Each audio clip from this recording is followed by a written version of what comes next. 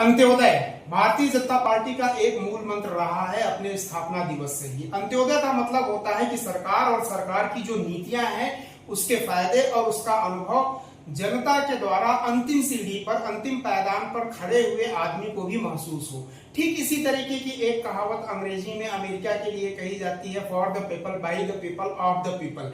यानी ये जो सरकार होती है डेमोक्रेसी में, लोकतंत्र में, ये जनता की सरकार जनता के लिए और जनता के द्वारा होता है। किसी भी सरकार की लोकतांत्रिक संगठन में, लोकतांत्रिक ढांचे में सबसे बड़ी मजबूती और चुनौती होती है इसी भावना को अनुभूत कराना कि जनता, एक एक आदमी, एक एक व्यक्ति झोपड़ी में, अंतिम पायदान पे, दूर दराज गांव में, पहाड़ों में रहने वाला एक एक आदमी सरकार के इस फीलिंग को, सरकार की इन योजनाओं को हृदय से अनुभव कर सके ताकि उसका जुड़ाव हो सके। इसी चीज को देखते हुए मोदी सरकार ने, मोदी जी ने जो अभी जीएसटी में छूट दी है, आइए समझते हैं कि किस तरीके से अंत्योदय की योजना को ये जमीनी स्तर पर लॉन्च करेगा और जनता को महसूस कराएगा कि सरकार उनके लिए है, उनके द्वारा है और उनके लिए ही काम कर रही है। सबसे पहली कैटेगरी की अगर हम बात करें तो ऐसी वस्तुएं हैं जो FMCG, fast moving consumer goods की कैटेगरी में आता है और जो झोपड़ी से लेकर महल तक रहने वाले हर श्रेणी की जो जनता है वो यूज करते हैं। साबुन हो गए, तेल हो गए, शैम्पू हो गए।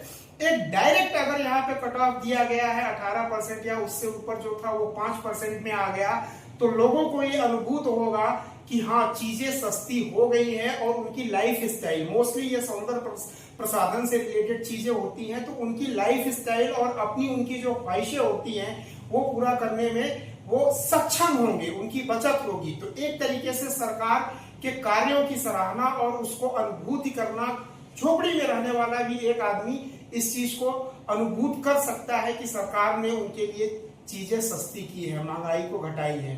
ठीक इसी तरीके से अगर देखा जाए तो कृषि सेक्टर में जो कटौती की गई है, बोला जाता है कि भारत में पहले तो 80% था, अभी शायद 70-75% है। कृषि प्रधान देश है ये यहाँ पर, और लगभग अगर देखा जाए तो हर परिवार का कोई न कोई व्यक्ति किसी न किसी तरीके से डायरेक्ट या इनडायरेक्ट रूप पे कृषि या फिर एलाइड, जैसे फिशरीज वगैरह हो गया, फल उत्पादन हो गया, ये सब, इन सब चीजों से जुड़ा है। और सबसे अजीब बात इसमें यह है कि कृषि क्षेत्र से जुड़े हुए लोग महानगरों से, राजधानियों से, शहरों से बहुत दूर रहते हैं और वहां तक सरकार की पहुंच बनाना एक बहुत टिपिकल काम होता है। कैंपेन के बाद शायद कभी कोई नेता या मंत्री या सरकार ऐसे दुर्गम इलाकों में जाता भी नहीं है। इन लोगों को भावनात्मक रूप से जोड़ने के लिए सरकार ने कृषि क्षेत्र में जो सब्सिडी दी है, जीएसटी के रेट में कटौती की है, तो एक एक किसान अपने आप को गौरवान्वित महसूस करेगा। उसके साथ साथ कृषि क्षेत्र के लगने वाले जो उपकरण वगैरह हैं, वो चीजें जो सस्ती हुई हैं, तो वो डेफिनेटली उनको ये एक अनुभव होगा कि हाँ भाई, सरकार उनके लिए सोच रही है। सरकार केवल प्रॉफिट मेकिंग के लिए नहीं है कि टैक्स पे टैक्स लगाया जा रही है सरकार और गवर्नमेंट अपना खजाना भर रही है। गवर्नमेंट दे रही है, लेने की जगह गवर्नमेंट दे रही है। जब कोई सरकार देती है तो अंत्योदय की योजना जो है वहीं पे सफल होती है। For the people, by the people, of the people का जो सिद्धांत है ये वही इंप्लीमेंट होता है और हमेशा से भारत की परंपरा रही है। आप देखिए, बाढ़ या सूखा, अकाल आने पे यहाँ के राजा जनक वगैरह, राजा जनक ने क्या किया जब उनके यहाँ अकाल आया? राजा जनक ने रात को हल जोता ताकि ये अकाल खत्म हो।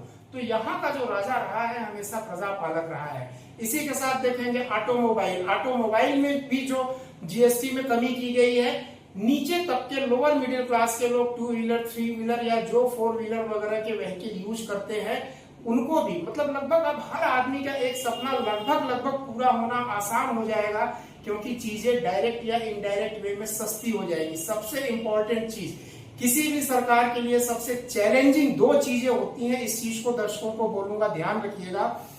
अंत्योदय की योजना जनता से जुड़ाव, for the people, by the people, of the people, और हजारों साल पुराना हमारा सिद्धांत रहा है। सुरक्षा की भावना सबसे जबरदस्त एक जो है फैक्टर होता है पब्लिक के साथ जोड़ने के लिए। सुरक्षा की भावना के बाद अगर कोई दूसरी ऐसी चीज है सरकार की नीति में, वो होता है टैक्सेशन। टैक्सेशन एक ऐसी चीज है जो जनता के ऊपर तुरंत इंपैक्ट डालती है, निगेटिव या पॉजिटिव वे में। अगर टैक्स बढ़ गए तो इमीडिएट इफेक्ट से प्राइसेस जो है बढ़ जाती है, और टैक्स घट गए तो जनता की जेब को राहत तुरंत मिलता है। From the time of, not the date, from the time of implementation of that GST tax.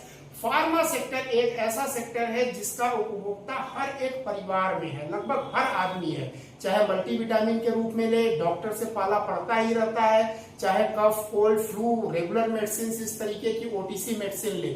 यह एक ऐसा सेगमेंट है जहां पे कि मैं तो बोलता हूं कि टैक्स रिफॉर्म और करना चाहिए, दवाइयां और सस्ती करनी चाहिए, सरकार को सब्सिडी देना चाहिए, टैक्स में छूट देना चाहिए, क्योंकि स्वास्थ्य, शिक्षा और सुरक्षा ये तीन पिलर ऐसे हैं किसी भी राष्ट्र को सशक्त बनाने के लिए।